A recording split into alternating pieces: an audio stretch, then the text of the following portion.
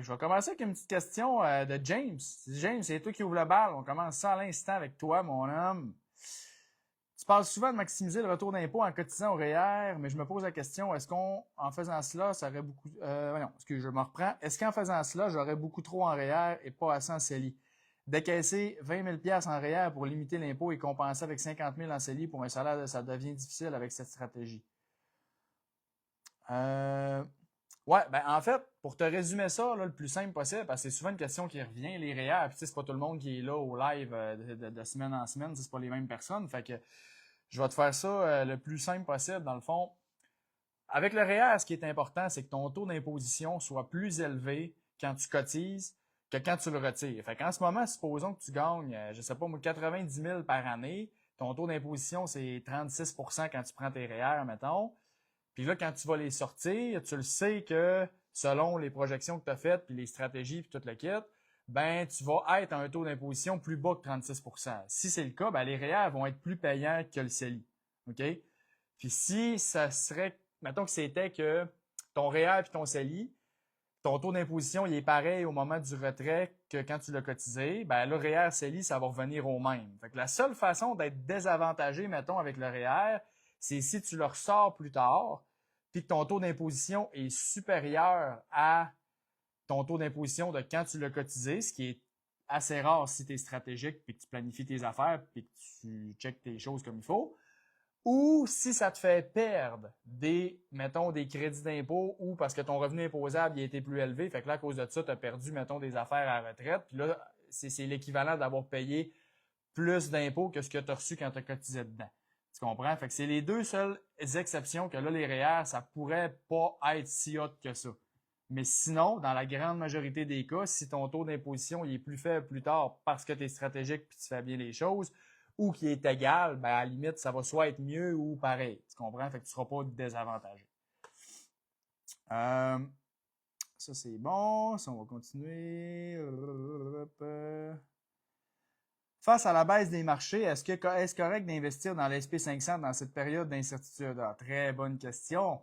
Je n'en ai déjà parlé souvent, mais aujourd'hui, tu sais, tout ce qui se passe, l'incertitude, toutes les mauvaises nouvelles, la volatilité, c'est juste du bruit. Fait que l'important quand tu investis à long terme, évidemment, si tu investis à long terme, c'est juste de ne pas te laisser influencé par tout le bruit qui existe. Donc, il faut que tu gardes juste ta stratégie, il faut que tu gardes le cap sur où est-ce que tu t'en vas. Fait que si toi, tu investis pour 15-20 ans, ça fait quoi que ça baisse aujourd'hui? On s'en fout, c'est pas de l'argent que tu as besoin demain matin, c'est de l'argent que tu as besoin dans 15-20 ans. Puis pour avoir fait un rendement moyen intéressant dans 15-20 ans, il faut que tu sois prêt à accepter de la volatilité de temps en temps. C'est le prix à payer pour avoir un rendement moyen qui est intéressant à long terme. Donc, c'est aussi simple que ça. Casse-toi pas la tête. Peu importe ce qui se passe aujourd'hui, de l'incertitude, ça fait depuis 1960 qu'il y en a à chaque année, l'incertitude à quelque part dans le monde, puis que quelqu'un aurait pu dire « Ouais, je suis pas sûr, là, il se passe telle affaire à telle place, je pense que je vais attendre. Ah, ouais, il y a des tours, il y a des avions qui ont rentré dans le World Trade Center, moi, je pense que je vais attendre. » Il y a tout le temps eu de quoi qui s'est passé dans l'histoire, mais finalement, en bout de ligne, ça remonte.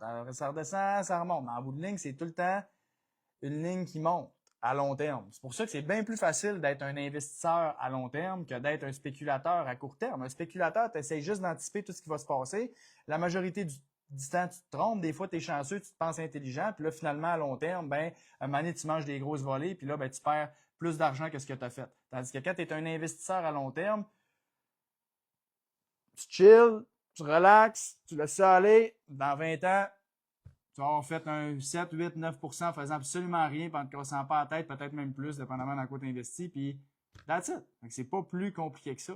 Fait qu'il faut éviter de se laisser influencer par le bruit, les mauvaises nouvelles. Il y en a tout le temps eu, il va tout le temps en avoir. Fait que casse-toi pas la tête avec ça. On s'entend si tu investis à long terme. Donc, je le répète, là, si tu investis pour 10, 15, 20 ans et plus. As-tu déjà utilisé sur Wealthsimple les ETF à levier x2, Ethereum? Non. Tout ce qui est à levier, puis comme crypto, puis genre tous les produits un peu fancy, spécial, c'est tout en bout de ligne, encore une fois, sur le long terme, probablement des choses qui seront pas si hautes que ça. Puis quand tu essaies d'être fancy dans tes investissements, c'est que tu te donnes l'opportunité de faire des erreurs parce que ça devient des fois trop compliqué, puis là, c'est dur à suivre, puis là, ben, finalement, tu te trompes, tu penses faire une bonne chose, finalement, c'est pas une bonne chose, puis là, ben, en bout de ligne, tu te retrouves pénalisé à long terme. Fait que je l'ai vu plein de fois, puis tu sais, l'histoire se répète tout le temps. Fait qu'il y a tout le temps des affaires qui ont donc l'air incroyables, puis finalement, ça l'est pas pantoute pour la grande majorité des gens. Oui, il y a des gens qui vont avoir profité des opportunités, puis oui, il y a des gens qui vont avoir fait des gros coups de circuit, mais à long terme, la plupart des gens vont perdre de l'argent en compliquant leurs affaires avec des produits fancy. C'est juste une réalité. Moi, j'ai acheté aujourd'hui dans l'SP500. Ben, c'est excellent, ça. Parfait. On DCA, Dollar Cost Average. Let's go. Si on investit à chaque mois, chaque semaine, peu importe ce qui se passe, à long terme, tu vas être content. Qu'est-ce que tu penses de décaisser le REER en premier pour garder le CELI pour plus tard ou pour une retraite plus tôt? Exemple, retirer REER de 50, 65 ans et CELI 65 ans. Exactement. Ça fait partie d'une stratégie de décaissement. Fait que ça, pour être en mesure d'évaluer si ça vaut la peine de faire ça, parce que tu as 2-3 stratégies, mettons, on va dire, principales à la retraite. C'est soit que tu retardes l'impôt le plus possible, donc que tu décaisses tes REER le plus tard possible, puis toutes les autres affaires, ou tu le décaisses avant parce que ça peut des fois être plus avantageux. Mais ça, il faut vraiment que tu te fasses faire un solide plan de décaissement par un planificateur financier ou quelqu'un qui est vraiment compétent là-dedans pour savoir, bon, OK, si je fais ça, c'est quoi les impacts, puis voir c'est quoi la meilleure option, puis la meilleure solution pour toi. Parce que, dépendamment des situations, il y en a que ça va être mieux de décaisser les REER plus tôt, puis il y en a d'autres, ça va être mieux de les décaisser plus tard. Fait que ça dépend des objectifs, ça dépend de la situation, ça dépend de beaucoup de facteurs. Fait que c'est vraiment juste un plan de décaissement qui va pouvoir te répondre à toutes ces questions-là, puis tu es capable de le voir. OK, si je fais ça, ben là, OK, j'en ai de temps à 65, OK, à mon décès, mettons, j'en ai de temps. Fait que tu es capable de te faire comme plusieurs scénarios pour voir qu'est-ce qui est le plus avantageux, puis tu vas être en mesure de voir, OK, à chaque année aussi, OK, je vais payer tant d'impôts, fait que là, si je fais ça, OK, je paye ça de moins d'impôts, OK, fait que finalement, c'est ça qui est le plus avantageux. Fait que ça te permet vraiment d'avoir les réponses à tes questions. Fait que oui, ça peut être une stratégie de décaisser tes REER à 50 ans, mettons de 50 à 65, si tout le reste de ta stratégie est efficace puis que tu as fait tes calculs comme il faut, ça peut clairement être une idée, mais c'est du cas par cas. Fait que c'est pas la même affaire pour tout le monde.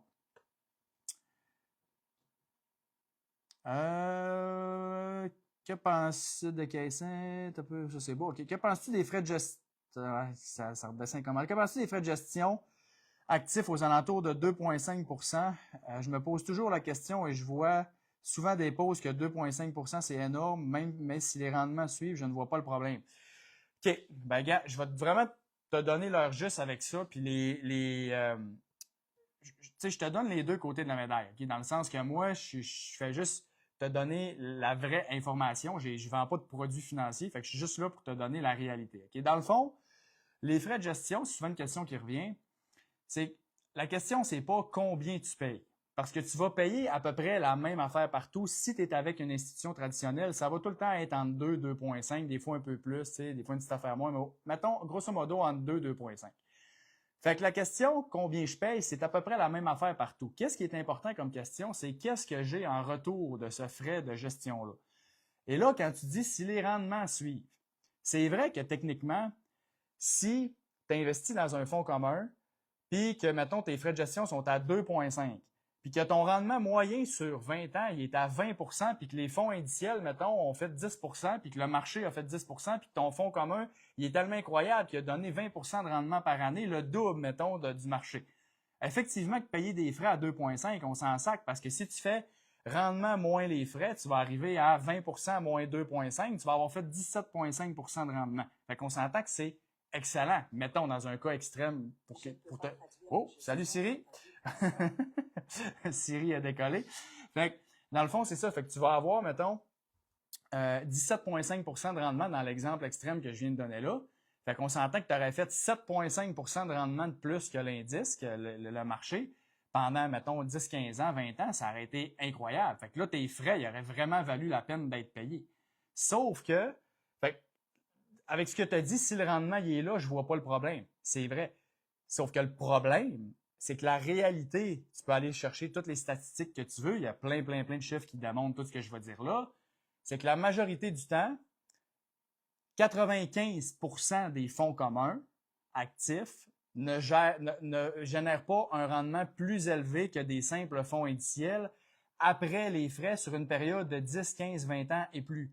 Fait que ça veut dire que la majorité des fonds communs, OK, ça va être souvent le rendement du marché moins les frais, puis c'est pas mal ça ton rendement net que tu vas avoir, puis des fois ça va être 3-4% de moins, fait que moins 2,5, mais 1% de rendement de moins parce que le gestionnaire il était moins bon, mettons que l'indice, mais dans le fond, la plupart des fonds, ça va être rendement du marché moins les frais, fait que ça veut dire, c'est souvent ça, la réalité. Fait que là, ça veut dire quoi? Ça veut dire que tu vas avoir payé 2,5% pour en bout de ligne faire moins d'argent sur le long terme. Fait que là, la seule raison qui te reste de payer ces frais-là pour les justifier, c'est que ton conseiller, il est tellement sa coche puis il ajoute tellement de valeur dans ton dossier qu'au niveau, mettons, de la fiscalité ou au niveau du service qu'il te donne ou au niveau de toutes les stratégies qu'il fait avec toi, ben, il est en mesure de te créer de la valeur pour les frais que tu payes à chaque année. Fait que supposons que tu as 500 000 de placer, ça te coûte 12 500 par année de frais totaux, frais de gestion, frais de service, tout le kit, frais de conseil, excuse.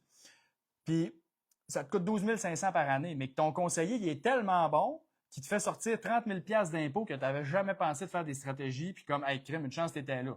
Ben, il les a justifiés plusieurs fois, ces frais, tu comprends? Donc là, ça pourrait valoir la peine de l'avoir. Mais la réalité, c'est que sur le long terme, la majorité des conseillers, ça devient de plus en plus difficile de justifier les frais parce que, pense-y, si tu as 500 000, ça te coûte 12 500, mais après ça, si tu as 600, 700, 800, ben là, ton actif augmente, mais ça te coûte de plus en plus cher à chaque année, mais ton conseiller, s'il est bon, à chaque année, il optimise ton dossier. Fait que ça devient difficile pour ton conseiller de tout le temps justifier un 12 000, 14 000, 16 000, 18 000 à chaque année, tout le temps, tu comprends? C'est que c'est ça le problème, c'est que la plupart des conseillers, ils vont être limités dans ce qu'ils vont pouvoir faire parce qu'ils sont tellement bons ou ça coche que le dossier, il est tout ça coche. Fait que là, c'est comme, il n'y a plus vraiment de valeur qui peut être créée, à part dans certaines situations ou une fois de temps en temps. Mais là, sur 15-20 ans, ça ne sera pas à chaque année qu'il va pouvoir justifier un 15, 20, 25 000, tu comprends? Fait que c'est ça le problème. Parce que là, en bout de ligne, ce que ça fait, c'est que si tu été, mettons, à payer des frais de gestion à 2,5% pendant, mettons, 30 ans, puis là, tu fais un calcul, mettons, je vais faire ça facile, quelqu'un pourrait avoir accumulé, exemple, 3 millions, mettons, s'il avait investi avec juste des fonds indiciels, puis que comme il avait eu ses frais au minimum, puis à cause des frais qu'il a payés, ben, il peut avoir genre 1,5 million ou 1,7 million fait, au total. Fait qu'avoir genre 1,2, 1,3 ou 1,4 million de moins juste à cause des frais qu'il a payés qui sont venus réduire son rendement.